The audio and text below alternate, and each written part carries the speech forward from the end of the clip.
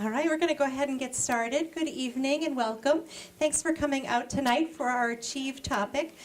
Tonight we will have some friends from Achieve that will be talking with us and giving us an overview, especially for parents. And so thank them for coming. We have Mary Ellen who is here this evening, as well as Kelly.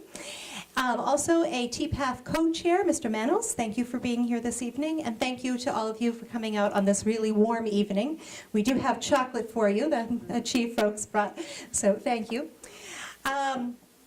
I also just wanted to make mention that we also have a room full of our administrators from the school level, so as questions come in tonight from our TPAF email, and then any questions that you might have here in the room this evening, we do have both the experts from Achieve, but also our school level administrators are here this evening as well. So again, thank you for coming, and I'm going to turn it over to Mary Ellen. Thank you. Hi everyone, good evening and thank you for coming. I'm Mary Ellen LaCamera, the Regional Director for New England, and I'm joined with Kelly Bovard, who's our Director of Customer Advocacy. And we are thrilled to be able to be here tonight to share with you a little bit about Achieve and to walk you through the parent edition, the home edition, for you to be able to access from home to support your children with their literacy. And so I'm going to hand it over to Kelly. Kelly is going to do an overview of Achieve3000, and then I'll walk you through the home edition. So thank you, Kelly. Thank you so much. So nice to be here. I like how Christy said it was warm. It's warm tonight. I just moved here from Florida, so I'm a little chilly, to be honest. Okay, so. But we're really happy to be here tonight and want to take you through the home edition, which is the parent component within Achieve3000. So we want to talk a little bit about Lexiles to make sure you understand how that piece feeds into the program. And then, like Mary Ellen had mentioned, she'll go into the actual live version of it and share with you how to get that set up for you as a parent. So just to kind of give a little overview, we want to talk about Lexiles a little bit today. We want to focus on how Achieve3000 will help accelerate literacy progress for your students. And then we also want to have that demonstration of the home edition itself. So we're very fortunate here at Achieve3000 to have a team of experts, both academic advisors and an educational leadership cabinet that help support Achieve3000. So we're very fortunate and feel lucky to have them. And of course, we're very honored to partner with you as well. I think it's wonderful that you're having this type of an evening here tonight because we know how critical the parent connection is between home and school. And so what does a Lexile level tell you? So when we think about Lexile levels, there's a framework that we consider. And what it's telling us is it's showing where a reader is placed on this developmental scale, as well as the text, what the complexity level of that text is as well. And so when we think about a Lexile level, it's an important tool that we use here in your district, at your school, you as a parent, your students. It's important to be aware of what this level is. And we want to understand the difficulty of that piece of text as well as the student's readability level. Okay? Lexile.com is a great resource for additional information on Lexiles. So when we think about where a student should be, there's not a direct correlation between you're in this grade, you should be here, but we can look at ranges. And so this is an abbreviated version of the Lexile framework, just to give you an idea of where should a student be by a particular point in their educational career, if you will. And so as an example, a 9th grader, we would want to see them fall somewhere in that range of an 855 Lexile to an 1165 Lexile. And what we know is that as they progress through the school year, we want them to be getting to the higher end of that range to be considered on track for college and career, which is so critical. And so that leads us to understand where the research comes into play as far as a student's performance in the program and how it impacts that Lexile growth. And so this research is from our most recent Lexile study. So we can see these 3 columns here, and on the first column, that 72 Lexile growth, that's expected gains over the course of a school year. And we know a school year is about 40 weeks, okay? The second column is what we call high fidelity use in Achieve3000, so that you can see the gains from over expected is almost a little over 2 times expected gains. The third column is what we call the highest level of fidelity, and that's where we can demonstrate potentially 3 times over expected gains, and we're going to talk about high fidelity versus highest fidelity, okay? So the second column, high fidelity, is when a student is completing over the course of 40 weeks of school, between 1 and sometimes maybe up to 2 activities per week. So anywhere over the course of an entire school year, they've completed between 40 and 79 activities. The highest fidelity is when we have students completing 2 per week or perhaps even more. So by the time they get to the end of the school year, they have completed 80 activities. Now, something else that's critical here is the other part of the fidelity. So that's the quantity piece, but we also need to think about the quality. And so when a student's performing on activities in Achieve3000, that quality that we're looking for is first try scores at 75% or higher. And so those 2 metrics are where this research has come from. Of course, we were looking at Timberlane schools too. So I think started using this program a little over a year ago, isn't that right? And I think right from the start of your implementation, you were able to see that there was some tremendous growth from your students. They were able to impact their growth as far as college and career readiness. And so students were able to move from one of those tracks into a higher track, into the meets and or exceeds range. So we know that it works, and we know that means that there's some great performance from your students and support from your teachers as well. Yes? Not so much our question for you, but our admin. Okay. So the school is reporting graders that file, but do our STAR language arts report the same decision? Yes and no. STAR measures both fiction and nonfiction, whereas Achieve3000 just measures nonfiction-like files. Right. So STAR gives us a wider range in regards to all reading, versus Achieve really just focuses on the nonfiction component. Is it not loud enough? Yeah, it's not, Oh. it's only, they need the microphone. Oh, okay, for the question. So sorry. Okay. Yeah. So- Okay. Thanks. Sure.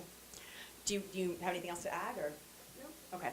And so let me just kind of piggyback a little bit off of that as well. So when you think about Lexels, because we do only focus on nonfiction text, typically, you can't do an apples-to-apples comparison with the Lexels scores. Sometimes what you might find with a Lexels score on Achieve3000 could potentially be maybe 100 to 150 points on the lower side, because you're not also assessing literary text. Students tend to be stronger on the literary side. Okay? And so when we think about why is it important to focus on Lexels and that growth, is because we know now, as of this year, 63% of jobs will require some type of secondary education. So I'm wanting you to take a look at some of these Lexel levels for entry level into careers.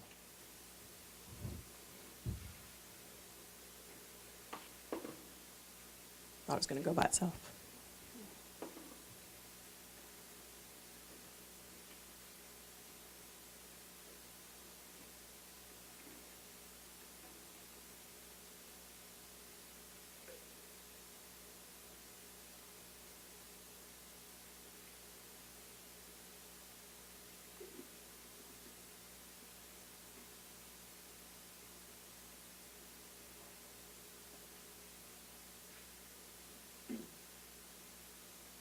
And so this is our marker for students when they are graduating from high school. Their goal is to be leaving high school with a 1300 Lexile in order to be considered on track for college and career. And we saw some of those career strands, we saw where their entry-level Lexile levels were. They were at that level or even above. So it's really critical to be at that place. And so one of the things that we think in the program is a great way to motivate students and to provide that real-life connection for them is through the Career Center. So if you've not had a chance to take a look at this, I hope you do with your child. And the Career Center allows a student to focus on a top career that they might be interested in. It lets them get an idea of what is involved in that career, as well as what the Lexile goal for entry level is into that career. Additionally, they can go into the program then and identify some articles that might relate to that particular career that they're interested in. So it provides that real-life connection for them. Another component in the Career Center is something called Job Pulse. So this is something new that's been recently kind of revamped with the Career Center. This is now letting a student have an opportunity to focus on a geographical area where they can identify a career that they're interested in. And it lets them see what salary requirements they would be earning in that career in this geographical place. It lets them get an idea of real job postings that are available. So it's an opportunity to really make that connection. Why am I focused on becoming a better reader? Because I have an opportunity to be more successful too in life. And so we think about Achieve 3000. How do we help our students get to that 1300 Lexile level? So the reality is, we have students coming into classrooms where they may not necessarily be in that, if you remember that Lexile chart, those ranges, they may not necessarily be there, but we've got to get them to that place by the end of a school year. And so we focus on their quantity and quality of performance within the program. And so let's take a look at a few different students. So this could be 3 different students in one grade level classroom. And so what happens for them in the program is they would all receive the same article, but it would be tailored specifically to their Lexile level. So what's important about this is that it's differentiating content for them, so it's appropriate for them. We know their Lexile level from their assessment that they take within the program, so that we know that that's text that's tailored for them, that they can be successful in, that there should be a level of proficiency in. It's in their instructional zone. But we also know that it's important for them to be focused on grade level content and grade level standards, because that's what they will be assessed on. And so there's also an opportunity in the program where they will see that same article, but then at grade level. And that's where we hope that teacher support comes in, so that they can provide that direct instruction to support their students with that grade level content. Teachers can always set up specific scaffolds or supports in the program based on a student's individual Lexile level. This is the 5-step routine that a student would work through when they're working on an article. And so there's a step in there, that step 2, or step 3 rather, which is the activity piece, and that's where we're looking for that performance level, that quality piece. That's where the program is measuring. Yes? Could you read that? Sure. Is it too tiny? I know, right? You're getting our magnifying glasses out. So step 1 is there's a before reading poll. So, we think about a teacher when they're introducing an article, we focus on building some background and maybe some explicit instruction with some of the vocabulary that a student would be encountering in that piece of text. And then step 1 is a before reading poll, so that they can think about, what do they already know about this topic? What do I consider regarding this poll question? And then they go into reading the article where they can get additional information. And so that article is at their Lexile level, but then remember that they also have a further opportunity to view that same article at grade level, but it starts at their individual Lexile level. Step 3 is the activity questions, and that's where the system is tracking that data point so that we can make sure that they're focused on that first try score at 75% or higher for quality. Step 4 is responding to the after reading poll. So we're seeing the same step from step 1, but now we've read the article. We have additional information that we can bring to our conversation about it. So we hope that there's collaborative discussion built around that. And then finally, step 5 will be the thought question. And so we've done reading now, and now we need to write about what we've read. And so it's an opportunity to go through that extension. Oh, yes.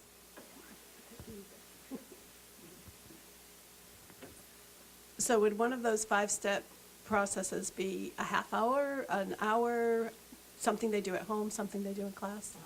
That's a really great question. When we think about, and this will depend, right, on particular day, class, what have you. I think if you think about this entire 5-step routine, we'll probably think about 30 to 45 minutes throughout the entire 5 steps. But it might be times when a teacher in class doesn't necessarily get to step 5, and that might be an opportunity where a student would be at home, maybe completing that thought question, and then they bring it back to school. It could be that a student previews an article at home prior to working with it in class. So maybe they're focused on steps 1 and 2 at home, kind of a flipped classroom method, right? And then you come back into class the next day where you've done some pre-reading, and then you go on that way. So it's hard to break down how much time for each of these steps, but I think as you start to get into step 2, that's where the majority of your time would be spent reading the article. Certainly step 3 with answering the activity questions, because we know what some best practices are, right? We go back into the text to identify support to answer those questions. And then of course with that step 5, that thought question, because that's writing about what we read, and that takes more time. It's also going back into the text to find that support. Does that help a little bit? Okay. So I wanted to share with you, as we start to think about you as a parent, we know how critical your role is. And so we know that you want to be able to support your students and your children. So I thought I would share a video with you, just kind of giving you an overarching view about the home edition.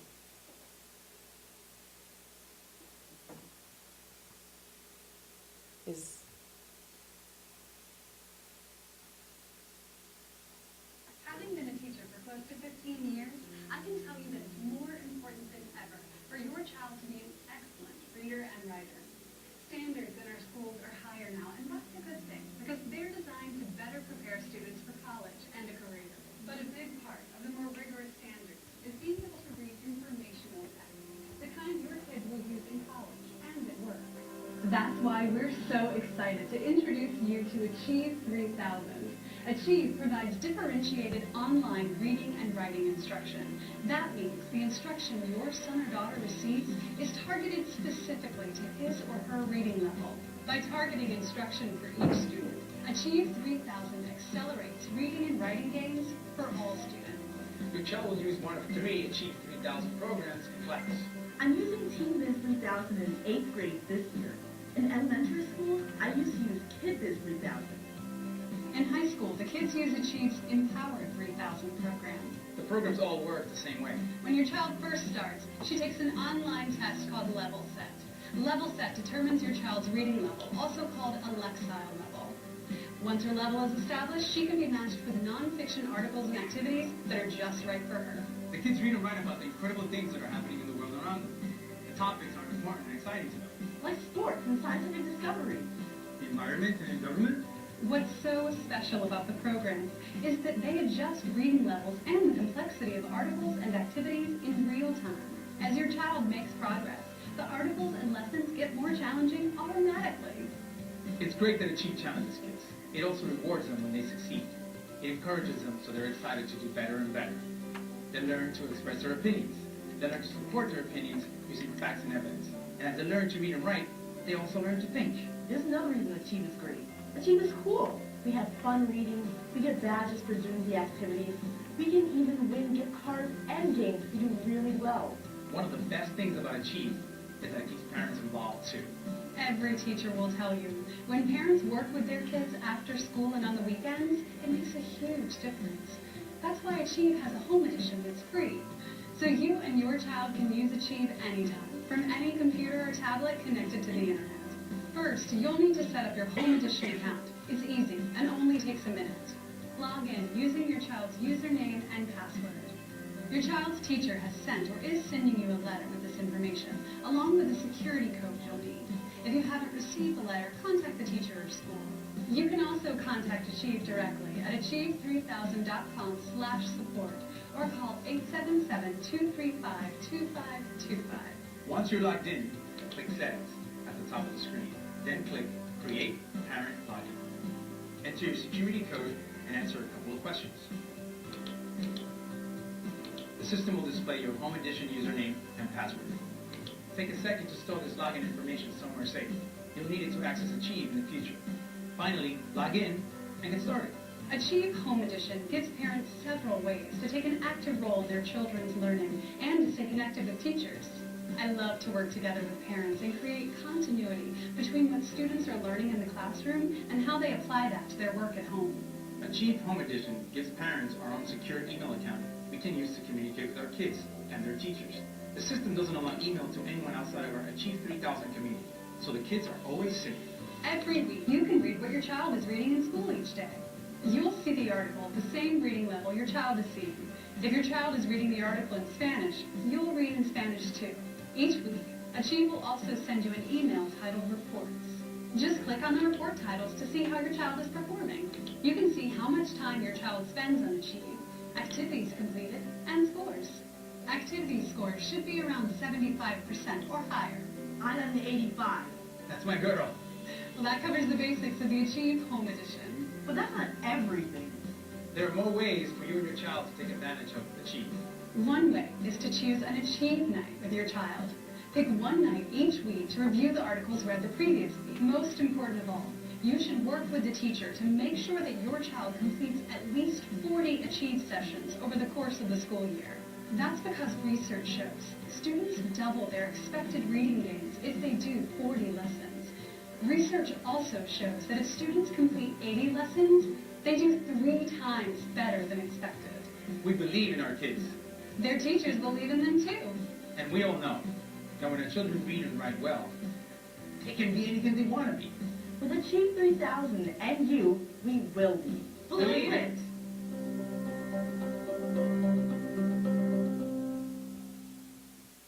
So, not trying to steal Mary Ellen's thunder, but that was just a good little overview, I think, versus what you'll get a chance to see live as well in the program. So let me come back here. Am I going to be, I don't want to, yeah, there we go. Okay. So we always talk about additional time outside of school, right, to extend that time on task. Because sometimes you were asking how long it takes to do an article in class. Sometimes that time gets the best of us, right? And so we want to always talk about extending time outside of school. And so that's an opportunity for students to also work in the program in other ways. And that could be through an app. So we have an app in the iTunes Store as well as in the Google Play Store. They have an opportunity maybe in this beautiful media center after school, or if you have access at home. So it gives them another opportunity to complete those activities so that we can get to that 40 or even better to that 80 mark that we were talking about over the school year. Most recent research shows about 65% of our students using the program are logging in after school, and about 10 million logins, most recent research that we have. So that's a tremendous number, and it's impactful because, again, it's increasing that time on task for our students so that they have a better opportunity to work on increasing their Lexile levels. So this is a parent brochure, which we have available around the tables. So make sure that you have that available. I know Mary Ellen is going to be jumping into the program live, but that brochure is very helpful. It outlines the steps that you need in order to get set up in the Parent Home Edition. Sure. Okay. This may be a question for each of our school level representatives to maybe speak to. The question is, what is the average implementation per student, and how many minutes per week? How much of that is class time and how much of that is homework? And I know that's different to elementary, middle, and high. So if I could have a high school person maybe speak to that, and then Christine, if you would, for the middle school, and then we could also answer that question for the elementary level. Actually, I could answer that for the elementary level. At this point, we're looking, we are not using Achieve3000 KidBiz for homework. Our students do, though, have an opportunity to use Achieve3000 KidBiz twice a week for approximately 30 to 40 minutes, I would say. So that's elementary. How about somebody from the high school or the middle school, if you would speak to implementation? Thank you.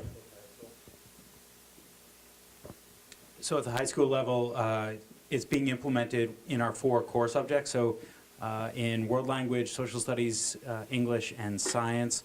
And we're on a rotating schedule where each week 2 of those classes are implementing Achieve, 1 in school, 1 for homework, and the other 2 classes sort of have it off. And then it's on a rotating basis. So every week, kids are doing it at least twice a week, once at home, once during the school day. And each time, I would say, again, the 30 to 40-minute time frame in those classes in school, and then at home, it's around that same time from what my understanding is. Anything? Okay. At the middle school, it's usually taking students about 30 to 40 minutes as well. And for implementation, we are doing it equally within the classrooms and then also for homework. And that varies on team. So for team teachers, it would be the language arts teacher, the social studies teacher, and the science teacher. That's our focus here at the middle school. And students within class will go through the Step 5 routine. And for homework, they usually are introduced with the article, and the teacher will go over the vocabulary of the article and then assign the article for homework.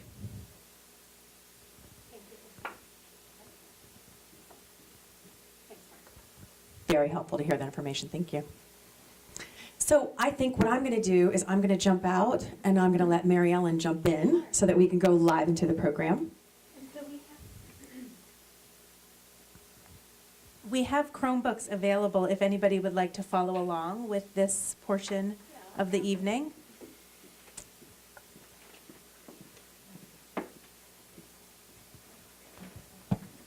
Just let me know when you're getting logged If you'd like to sign in using one of our Chromebooks, if you would just put your hand up and then we'll make sure that we get one over to you. There you go. Thank you. You're welcome.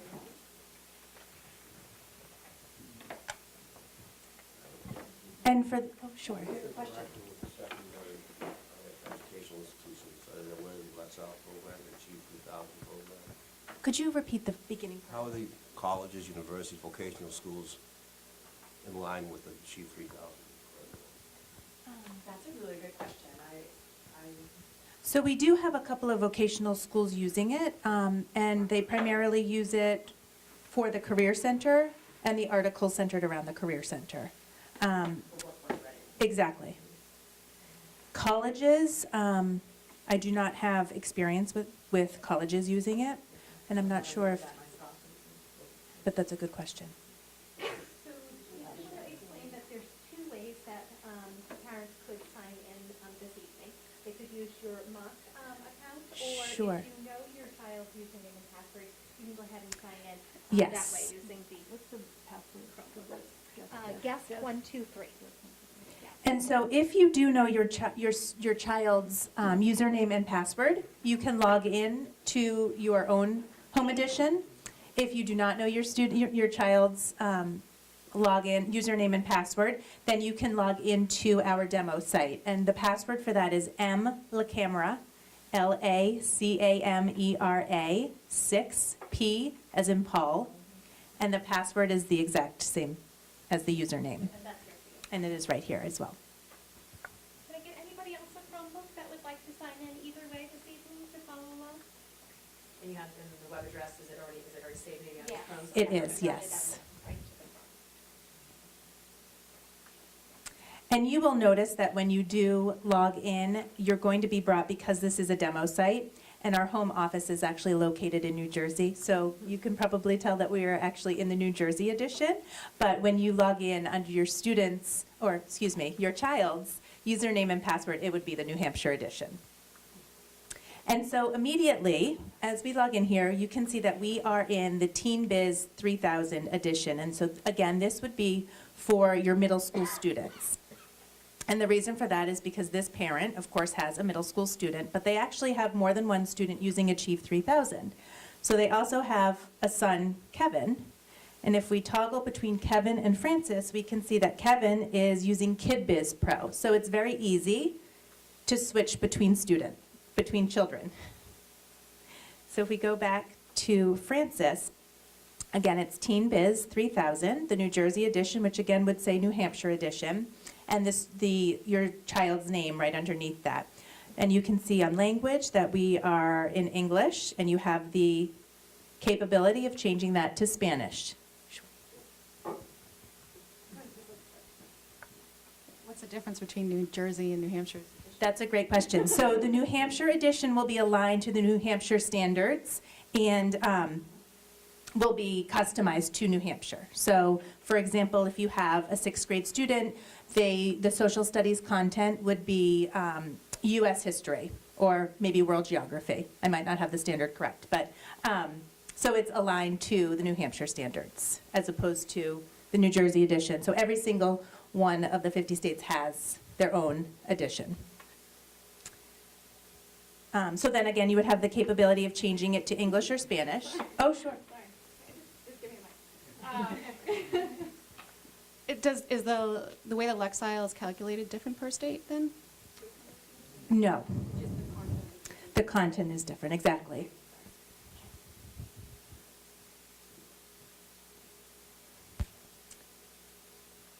And actually with New Hampshire, we have alignments and forecasting for the SBAC, because you all take the SBAC, so we've worked with Metametrics to be able to forecast students, how students will perform on the SBAC, their proficiency levels, before they even take it. So it gives you a good indication of maybe some intervention is required prior to them taking that test in the spring.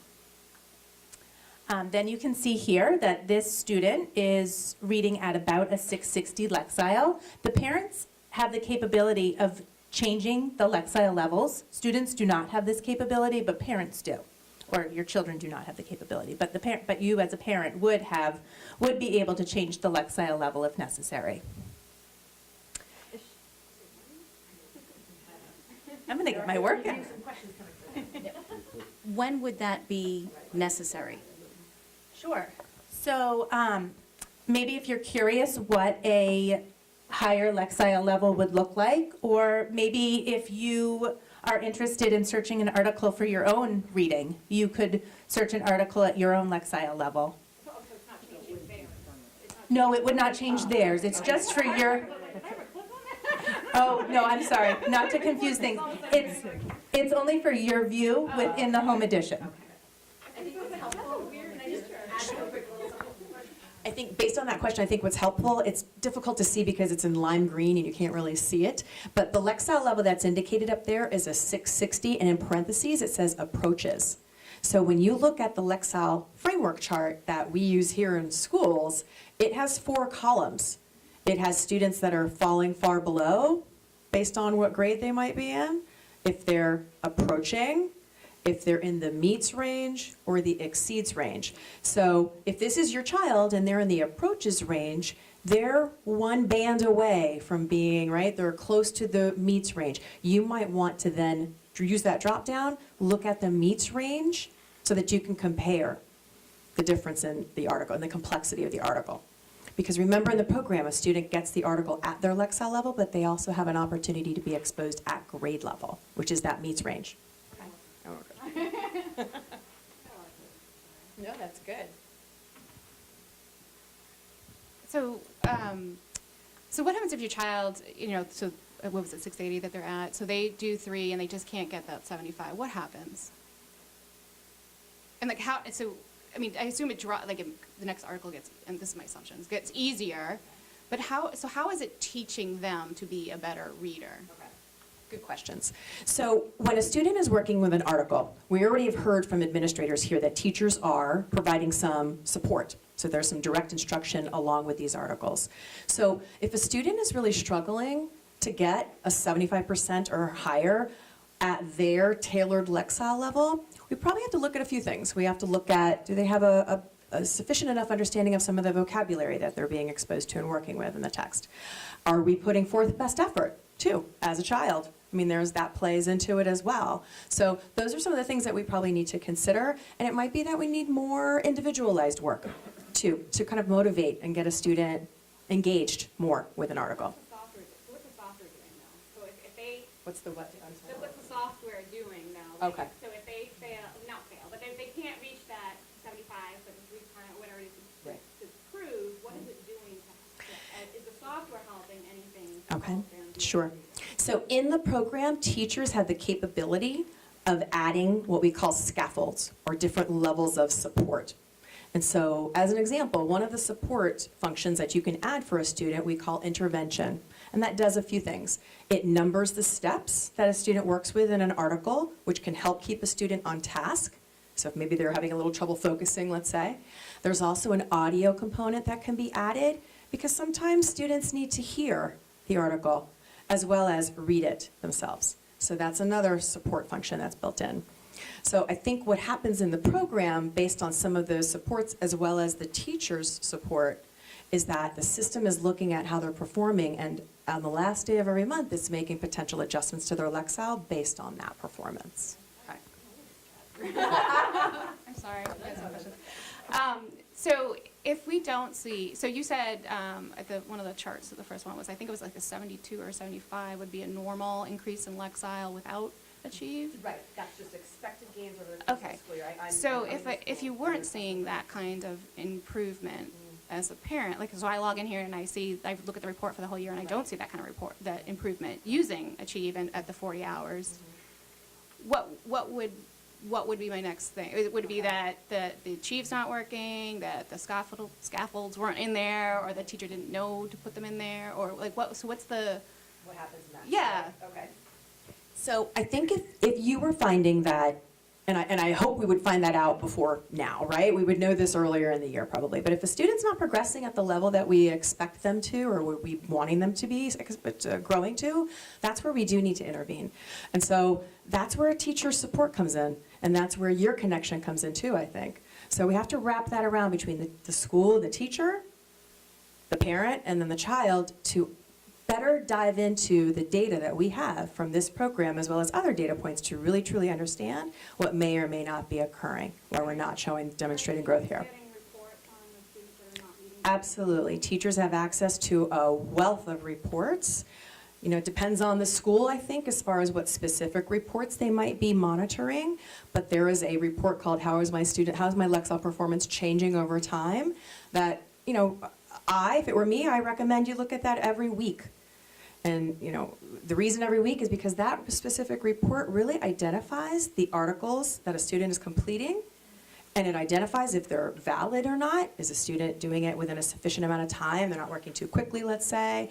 And are they getting that score, that level of quality that we're looking for? Because we want to intervene as soon as we can in a month so that we don't get to the end of a month where we see that we haven't made the growth that we were wanting to. And I would just add that, so Achieve3000, while it does incorporate independent student work, a big part of Achieve3000 is that teacher instruction, which is something that's happening within Timberland. So it's not a program where we recommend and encourage you to just sort of stick your children or your students on a Chromebook and have them just sit and do Achieve for an hour by themselves. The most acceleration happens when there is that combination of independent work and teacher instruction, which is something that is happening here. Oh, sure.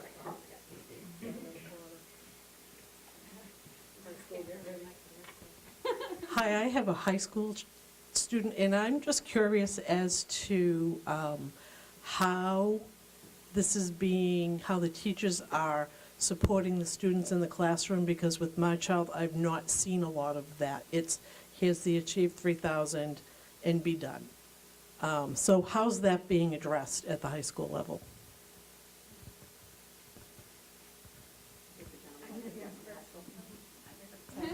I think we can maybe share, if I can respond with the departments I work with. I think it varies from teacher to teacher. It varies from class to class and the time that they have to allocate to it when they do their in-class assignments. We talk with teachers about approaching it and working with students instructionally around either pre-teaching that vocabulary, so the teachers are able to, within Achieve, look at, there are lesson plan supports built in, and I think when we were talking about the standards and things like that, that's important because for teachers, they're able to identify certain skills as well that are connected to standards. So if, for example, in world language, teachers are teaching in the target language, identifying supporting details to support a main idea, they can look for articles and provide instructional supports around finding those supporting details in the text. So it could be that in that classroom, because that's what they're working on, they may be providing some instructional support by saying, today when you're reading, there are options for students to annotate and take notes as they're reading. So that instructional support could be tasking the students with completing that additional step as they're reading, which is developing that skill. So that may be a piece of it as opposed to direct instruction. That may be a different approach. Pre-teaching the vocabulary and reviewing it with the students would be another support. Having conversations to activate prior knowledge in conjunction with that poll question is another way teachers have been working on it. So it may not be that they're completing all of those things in one lesson in conjunction with the article. So it really is going to depend on the content, the article they're reading, and the skills that are being targeted for that group. But that's how. Okay. Did that answer the question? Yeah. Yeah, I get more, but I gotta formulate them.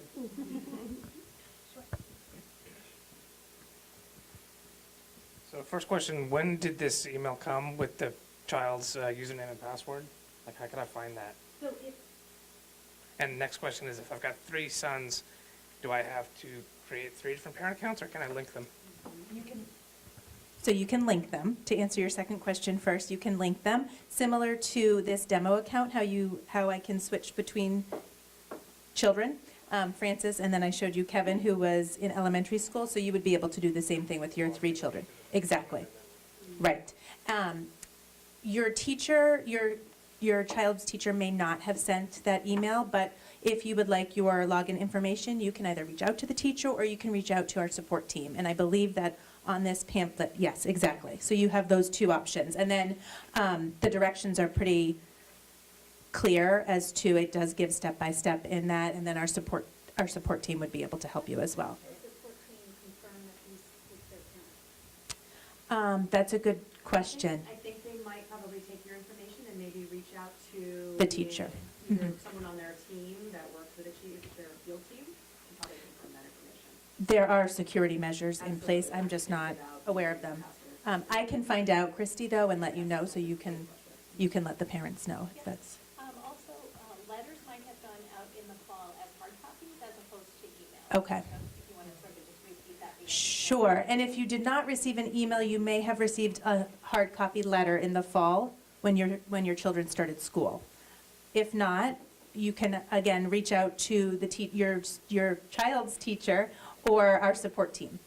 And that letter will not show your child's password on it for security purposes, so you would just have to ask them about it. Yeah, no, I got the one I got was in 2016, but it was only for one of them. But you only have to log in as one of them and then enter the code, and then you can link the other. Exactly. Sure.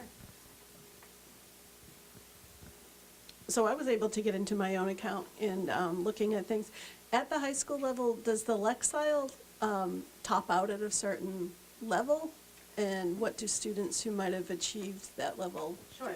That's a great question. So it does top out at the 1380, thank you, Lexile level.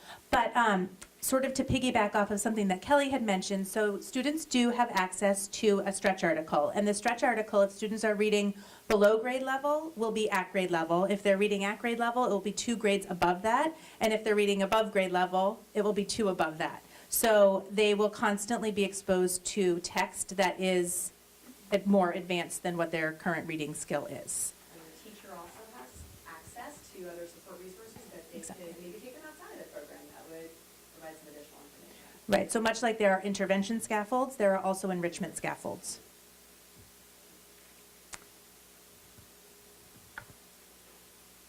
So then, just to go back, I was quickly going into a report that Kelly had been mentioning. So this is, again, the middle school edition, and you can see this lesson carousel. And so these lessons are, because this is a demo site, your children probably would not have this many lessons assigned to them, but these are the lessons that their teachers have assigned to them. So these are lessons that they're currently working on. If you scroll down, you can see that these are the other courses that your children would have access to.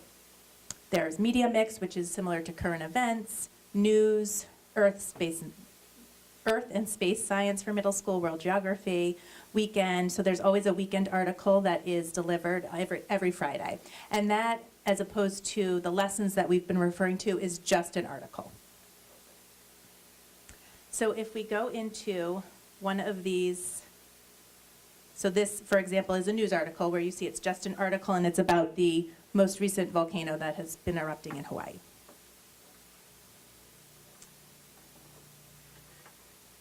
And so this is a media mix course about dogs on campus. So an engaging article. You can see that Kelly had mentioned the 5-step literacy routine, and you can see that dark green tabs are those 5 steps that the children are being asked to complete. The stretch article is on the right over here. So this gives you the ability to monitor and see what your children are seeing and doing at school. And, you know, if, as the video mentioned, to have an Achieve night and maybe do a lesson with your child. If we go back to the home, you can see there's also a motivation menu, so you can see the top career that your child has chosen. Maybe you didn't know that your child wanted to be a pediatrician. This gives you some insight into that. It also lets you know where their current Lexile level is and what that career goal entry level at Lexile level would be, so what they're striving for. You can also see the achievements that they've earned, the number of activities that they've done, and how many points that they've earned for the lifetime of their Achieve usage. So it just gives you really quick data points about what your child has been doing within Achieve. If we go back to the home page, you can also see that here's the email that the video had referenced. You can search for your own article. So maybe you would like to read something about baseball. You could search a baseball article.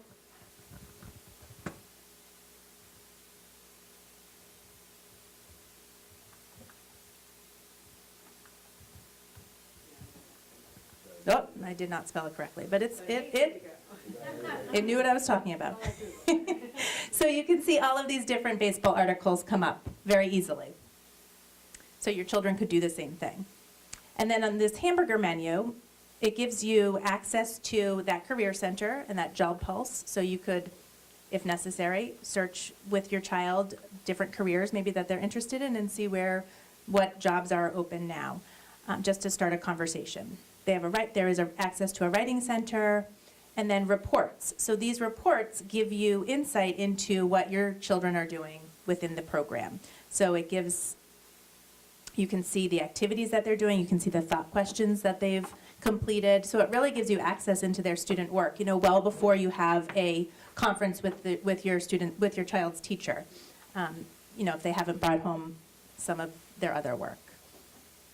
It also gives you access to usage reports, so you can see how they're spending their time within Achieve, and that's an interesting report when you pull it, because sometimes, you see a lot of time being spent in other, and that could very well be that they really are interested in the Career Center, and they're using that as a motivation to complete the other steps within the routine. And just to quickly look at what this report would look like, again, this is a demo site, but it pulls up not just one of your children, but it pulls both children up. So it's very easy to have that data at your fingertips. Another great resource for the home edition is the home resources. So this is available in over 20 different languages if necessary. You can have access to setting up your account. So this gives you step-by-step instructions. It gives you access into how to use the home edition, so similar to the navigation that we've been going through tonight. And then it also helps you to understand what your children's level set scores mean. So what that Lexile, that initial baseline Lexile level that they earned, what that means. And then it gives you ideas as to how to keep their work within Achieve going. So it is pretty intuitive and easy to use, and we encourage you to keep that connection between home and school to really help your children accelerate their literacy. Does anyone have any other questions? A couple more questions that have come in through. Sure. Thank you. A question here is, how often are informational text articles related to the current course content? And I would answer that question that actually depends. Some of our teachers at the middle school and high school level, and at the elementary level as well, sometimes they'll choose an article based on the content and the relatedness between the content and a concept or a topic that they may be currently teaching. Other teachers are choosing articles based on a particular skill or a standard that their curriculum might be currently speaking to. So there's a variety of ways that our teachers can search for articles. Again, sometimes that is content-based by a particular topic. Other times that is a particular skill. At the elementary level, middle school, and at the high school level, a teacher may actually do a search for a particular comprehension type skill. So comparing, contrasting. Yeah, exactly. There are lots of different options, right, for them to choose from. Identifying main idea. There's lots of different skills that are available for teachers to search by a particular skill. So it may not be a content area. That might seem that it's unrelated to you, but for the classroom teacher that's selecting that article, it may be that the activity and the article is asking a student to practice a particular skill or a particular curriculum standard. Thank you.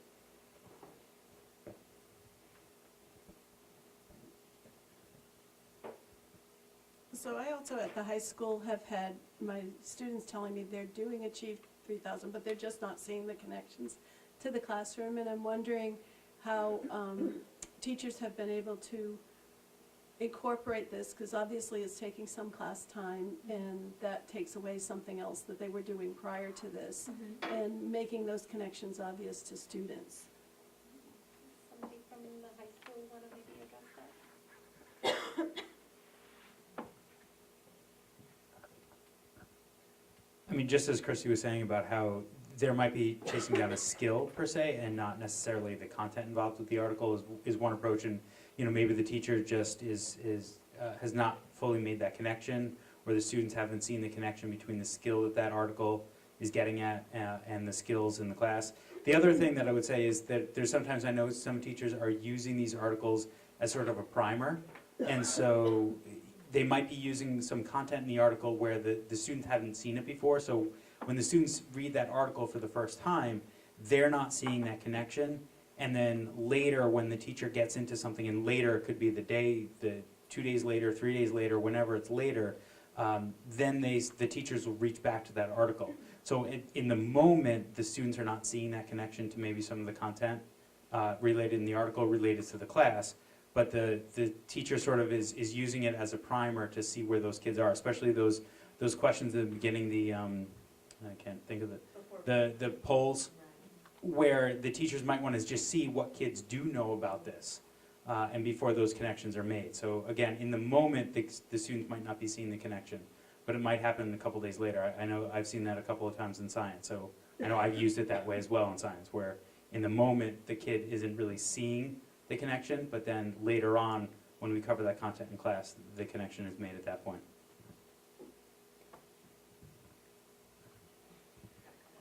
When you talk about skills, then is there? I'm not entirely sure what you mean by that, but so is it? Is there certain types of reading skills that you would search articles for, saying, "Oh, I need this kind of skill"? Yeah. So then, are there different? Again, on the teacher report, then are there certain skills that you can see? Oh, this student's really good in these skills, but not these skills. Yeah. So then you could work with the student. Do you have sample teacher reports that you could show us, like so I can understand what the teachers are seeing, like about their students from this tool? So are the teachers are using this to help each student to say like what skills they need to improve in their reading. We recently on a February professional development day, we actually had someone from Achieve come and work with our teachers to train them in the use of those very specific reports to drill down to that level. So it could be on a class level, as you were just asking about different skills. There absolutely are different skills, and I work with both social studies and world language, and we're using this in world language classrooms. Many of our Spanish teachers use the Spanish version, but in our French, Latin, German classes, we also use it. And the correlation is sometimes cultural in terms of content, but sometimes it is through those skills, because although we typically ask our students to read in the target language, we ask them to work on those same reading skills. So identifying the main idea, finding supporting details, identifying vocabulary and context. There's a whole variety of reading skills that transfer from language to language, and then teachers are able to go in and to search articles based on what they want to work on, either for individual students or on a whole class level. Thank you. And I'll be, in the, some teachers I would say are much more adept at using these and identifying how they want to then adapt their instructional approach with the tool than others. But, it's a work in progress, and we've started training them on the use of this. So I think as we start to use it more, yes. But if you didn't know it was there or how Right. to use it, it'd Yep. be difficult Yep. to adjust your teaching. Sure. Mm-hmm.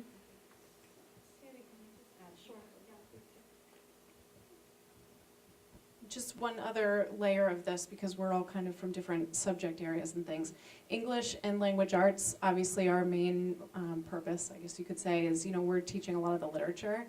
So Achieve has kind of given us the opportunity to weave in that informational text that maybe isn't as natural in our content area. So, it helps support those skills that are our standards and in our curriculum and our competencies and things, because we are responsible for teaching informational text, even though the bulk of what we do is literature-based and poetry and things. So like the column over there is like, this is what I need. So you can see the reading skills listed on the left. So for example, compare and contrast. Now keep in mind this is a demo site, so all of the data is not pure. So you can see mastery is demonstrated up here. So the students are getting 80 to 100% of those types of questions correct. And you can see there's one student who mastery is demonstrated. Now when we scroll over, additional practice recommended, aggressive intervention recommended. And we can see that on 5 items, this student has gotten a 60% correct. Now, This would give the teacher an indication that maybe they need some direct instruction on this reading skill.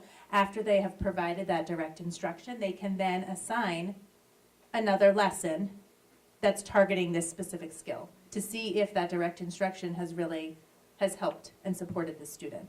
Can they assign that particular student or or is it all the students? It would be that particular student. So that lesson would be set, or all students, depending upon, I mean, you absolutely could assign it to all students. If you just wanted to assign it to that one student, you could do that as well. And so before, when you asked sort of how the program helps to accelerate students, it helps the students by practice, of course, and giving them additional doses of reading, because we know obviously the more you read, the better reader you become. But it also gives the teacher a tremendous amount of data and resources to teach literacy, and especially non-ELA teachers. It's supporting those other content area teachers like science and social studies to help teach literacy, to share the responsibility.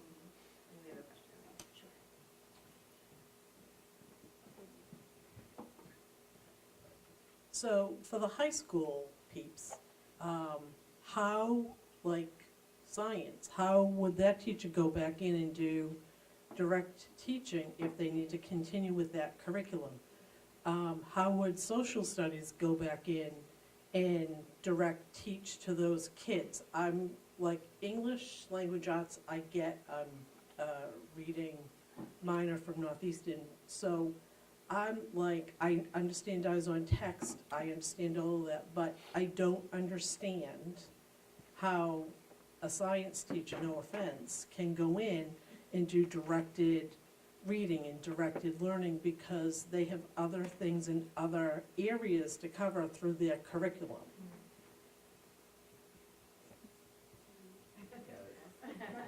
Who's got this one?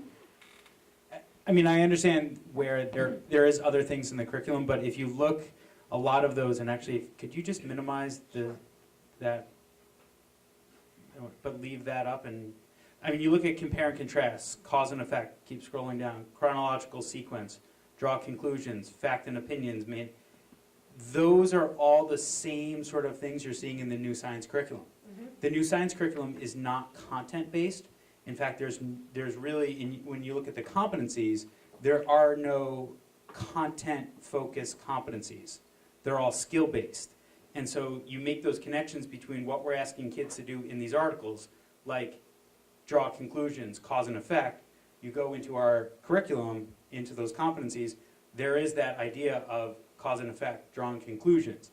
That's what we're asking our teachers to do, because content nowadays, I mean, kids could look up these definitions of these words on their phone immediately. So our new curriculum is focusing more on these as skills. And so we're moving our teachers into not focusing so much time and energy on getting through the content curriculum, but really teaching skills. So when kids move out into the world and they see an article, where, and even if it looks like it's science-based, if they read it on wherever, they really are we're trying to instill those skills for them to make informed decisions based upon what they're reading and really make sense of it rather than just memorizing factoids based upon content. So I think we're in that transition period of moving towards this as very skill-based, and our curriculum is very skill-based. So our teachers are in that process of both doing this, using this program to help reading, but also use this program to help develop those skills that are found in science and social studies. I mean, Sandy, I don't want to speak for social studies, but I think, you look at the competencies in social studies, it's that same sort of approach. It's like a toolbox, right? I have to have a toolbox of strategies that I use. Doesn't matter what I'm reading, I have to have these same skills, right? Available. Does anyone else have any questions? There's another question for our schools to answer. That question is with regard to how we're using Achieve3000 currently for grading homework and in-class assignments. And I know that looks a little bit different at our middle school level than our high school level, so if we could have a representative from each of those two levels answer the question with regard to grading of both homework and class assignments.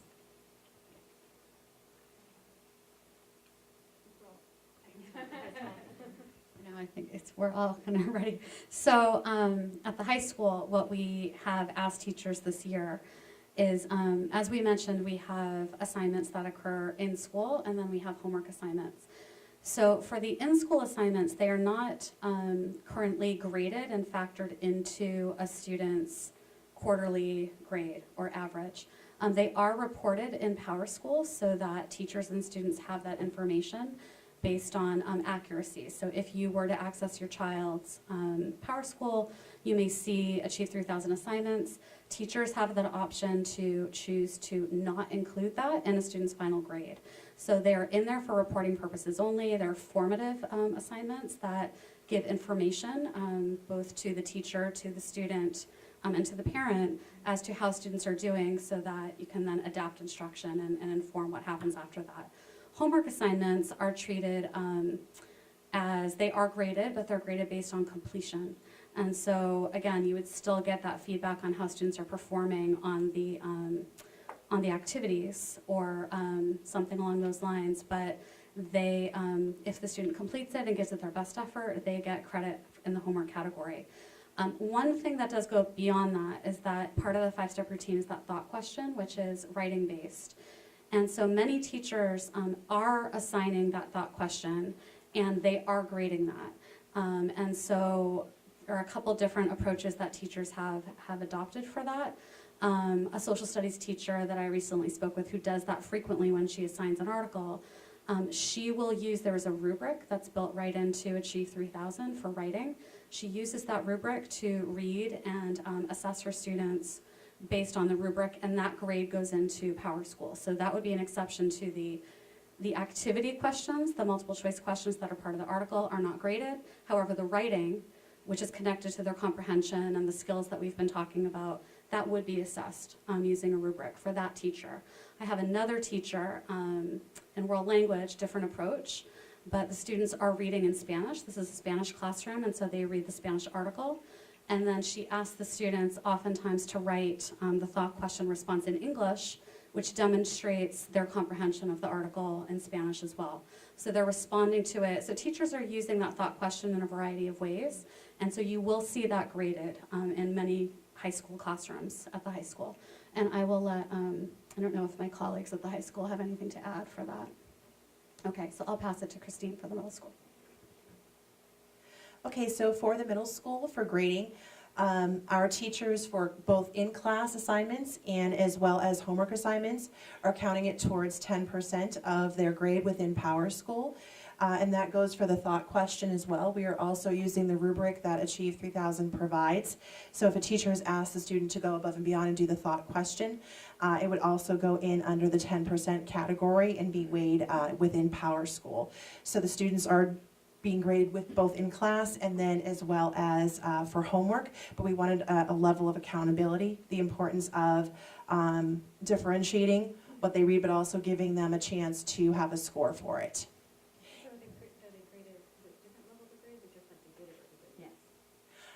So what's happening is the teacher is actually using the score, the percentage of what's being calculated. I can also say, though, that students do have the opportunity to relearn the article and to get the higher score. The articles expire, though, right?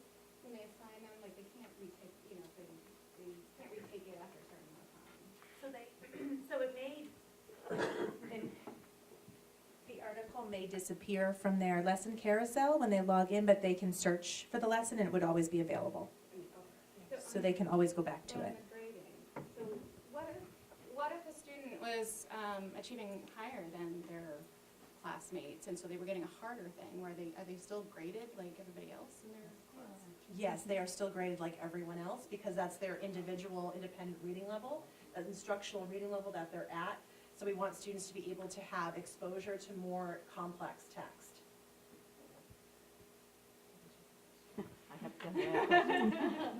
So the problem that, is Achieve3000 aware that these, that children's, the grades they get on these tests are being used as grades in school? Is that something that you encourage? I think it varies by district, by school, by state. So it really does vary based upon how a district decides to implement it and how a building decides to implement it.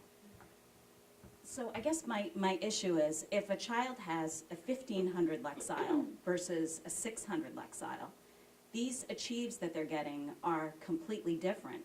And if you were saying the target is a 75%, and say a child has a 1200 Lexile, and they get a 75% on that, but then there's a kid in the class that is getting 100 on his 800 Lexile, and this child's grade is dropping from an A to a B because of their Achieve3000. I've actually spoken with multiple parents where that is the case, where their grades, I know my child has dropped from an A+ to an A in science because of her Achieve3000 grades. Those are her lowest grades consistently on anything because of the higher Lexile. So I'm just wondering what your response is to that and how you address that. So I will say that at the end of every month, if a student is getting a 75% or higher consistently, so at least 4 times on their set of lessons that they've completed, then that text automatically becomes more complex for them.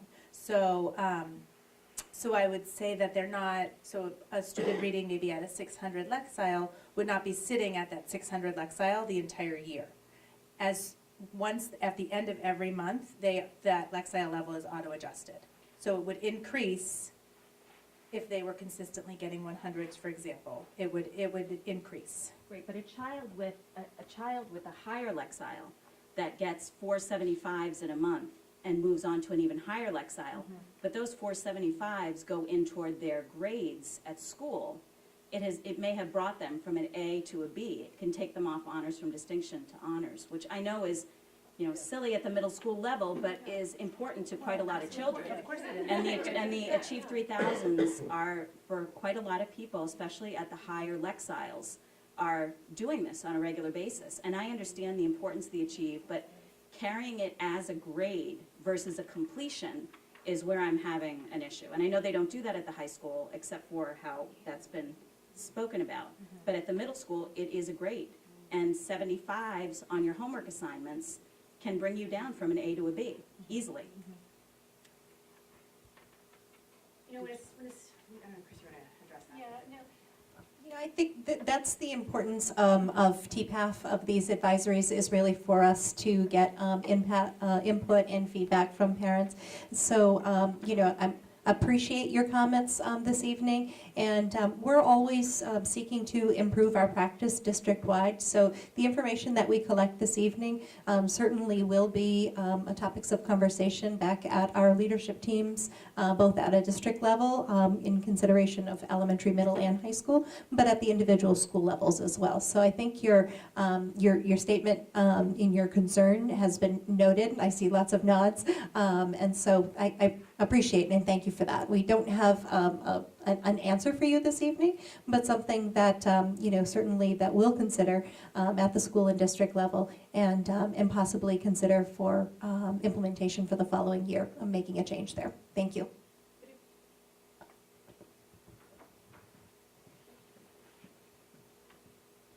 But what I did hear was that they're grading using a rubric that's in Achieve, right, to decide how to set those grades. So I think that's something that you also should probably take back and consider, that if it's a 6th grade student who's reading at a 12th grade level, that the rubric or something changes so that if that's being used in that way. Could I answer that? So I'm sorry if my response may have been misleading. So the rubric is associated with the writing, which is part of that thought question. So the thought question is a written response to the article.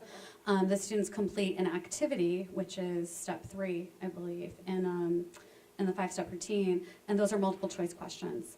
So those are calculated automatically through the program itself. And I believe, so we have teachers at the high school grading the thought question using the rubric. Right, but at the middle school, we are using the thought question with the rubric. I guess for something to consider for Achieve is to really look at the students that are at the higher Lexile, if maybe we can adjust the percentile and takes into consideration that they're actually reading like at a 1500 Lexile, and adjust that according to what percentage score they receive, because it is something harder. I don't know if that's an option. That might be something, though, that we can do on our part in terms of implementation.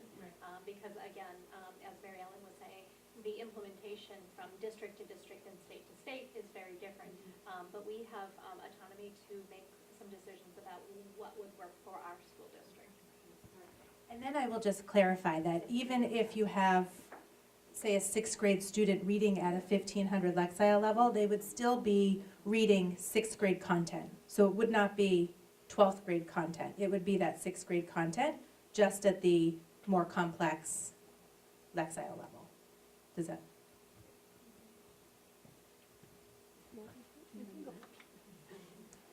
So earlier you had average Lexile improvement over a year with and without Achieve 3000. Is that the same whether it's elementary, middle, or high school? Well, it's somewhat similar, but there would be designations between each of those levels.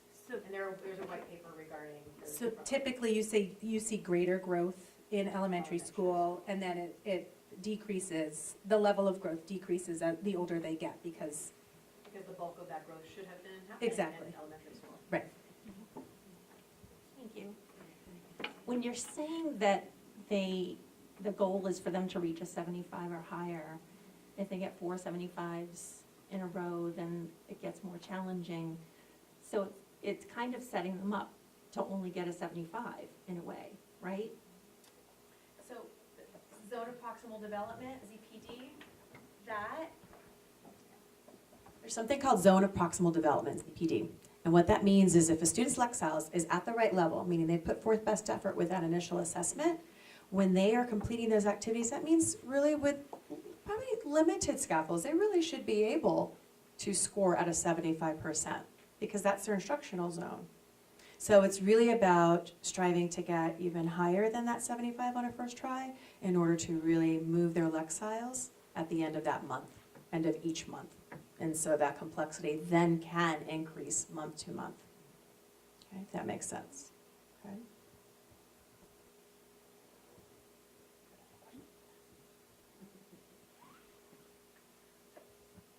So this is probably, again, more of a district question, but I think we've had Achieve for 2 years, 2 academic years. Do we have evidence, data that shows the improvements in Lexile score for our students, for those who have been using Achieve 3000?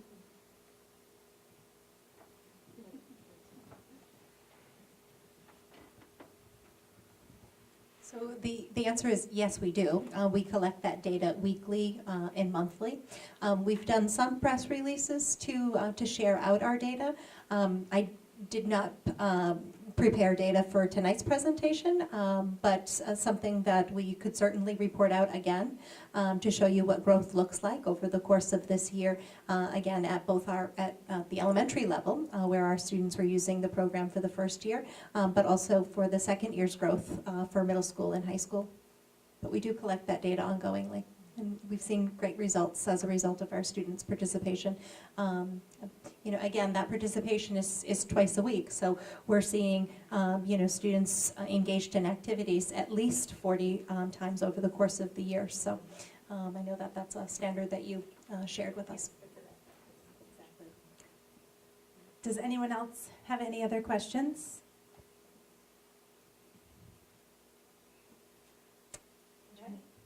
Thank you all for your time.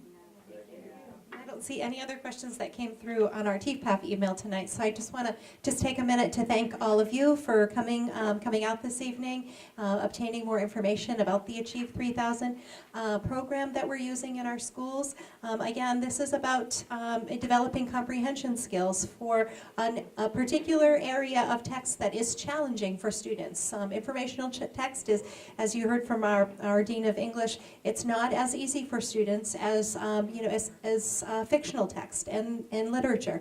That the comprehension skills there are skills that our students do really well with as they're coming up through elementary school and into middle school. But we have found in our district that the more complex text, the informational text, is more challenging. And we have found that this practice tool has been beneficial for our students. We have been collecting data, as I said, on a weekly and monthly basis, and we've seen some nice results. So again, I thank you for your support at home. I encourage encourage your questions. So if you are interested in if you have some additional questions with regard to Achieve 3000, don't hesitate to send those questions to our tpaf@timberlane.net email address, and we'll get those responses back to you. Thank you, Mary Ellen and Kelly, for coming out this evening. Appreciate you coming out and sharing information with our parents.